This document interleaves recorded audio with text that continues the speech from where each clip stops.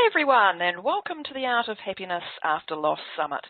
I'm Lois McCullough, and I'm your host for this exciting series of interviews, where our aim is to give you all the inspiration, motivation and practical tools you need for healthy recovery after loss. I'm so delighted to welcome Rita Schiano to our summit today. Rita is the founder of Live a Flourishing Life, assisting people and businesses to develop and tap into the skills and attitudes necessary for them to overcome personal and professional barriers, build resilience, and live a better life.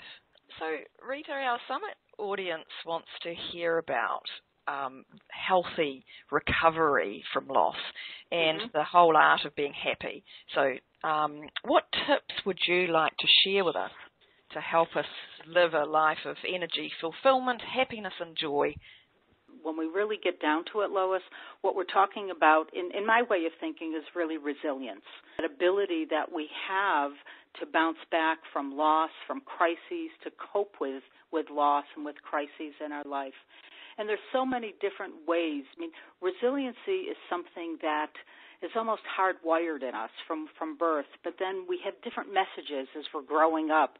We're either taught when something happens to us that upsets us as a child, we're either given comfort by a parent and shown how to cope with it. We get those strategies to deal with it, or we don't. Or we have someone who says, oh, don't be such a baby, grow up. What are you crying about? Don't let that bother you. And what happens? We don't learn a coping skill, and it's what we learn very early in life that gets us through.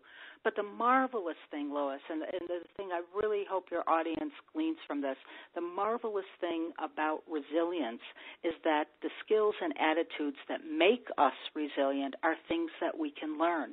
And it starts with our attitude. It starts with that resilient attitude of optimism, which, isn't putting on the rose-colored glasses and saying, okay, everything will be fine.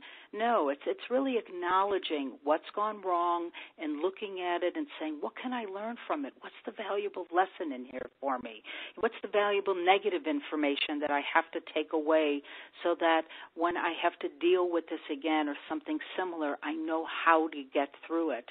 That's really kind of at the core. And in that, when we have that resilient optimism, we have hope. And hope is what propels us forward in life. Hope is what sustains us on our journey. It helps us focus on where it is we need to go, on what our goals are.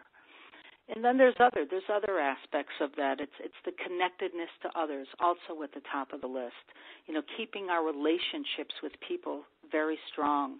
And I find, Lois, and I'm interested in what you think about this too, that we have the internet, we have wonderful things like Facebook and Twitter and all these social media things that make us feel connected. But 140 characters on Twitter, 160 on Facebook doesn't truly connect us. It's what we're doing right now. It's talking to one another. It's having conversation. And we can so easily get caught up in our busy lives and let our connections to others fall apart. But that's really at the heart of it when tragedy strikes in our life, whether it's, a loss of someone through death, whether it's a loss of everything in our lives through a tornado or a hurricane that comes in, those things that really shake us at our core. What gets us through that is that connectedness to others. So we have to really remember to cultivate those relationships that create the love and the trust in us. Yeah, it's interesting, really interesting, that whole concept of others and relationships. And I know for me personally, after my husband died, the first few months or even the first year, you're surrounded by people who want to give you support, but then all of a sudden they all disappear because they get busy in their own lives, and you start to cope a little bit better, and they think, oh, you're doing fine, and they all disappear. So I found that when they disappeared, that is when I started looking to people online. And although they don't, for me, give a deep support, it was nice to know there were people out there in the world who could at least understand or had been or were still at where I was at. Mm-hmm. Do you know what I mean? Because I didn't feel so alone in the world, although I didn't have the real support I needed. At least I didn't feel alone. Mm-hmm. But what you did was you found another layer of community. That's right. And that's yeah. a community of people who understood, who had been on a similar path. Yeah. But that's why we have support groups. That's why we have these different types of online or in-person communities that help us get through it, because nobody understands it unless they've been through it. And I really love what you said, that basically anybody can have resilience. It is something that can be learned. It's not something that you know, my parents always said, get over it when I was a child. But you can still learn these things, which is very positive, and it's fantastic to know. One of the things about resiliency is it brings us deeper into ourselves, because in order to really develop good resiliency, you have to take a look at within. You have to take a look at, what are the habits that I have? What are the habits that are serving me? What is it that I do well? I'm a flexible thinker, or I know how to be a good communicator.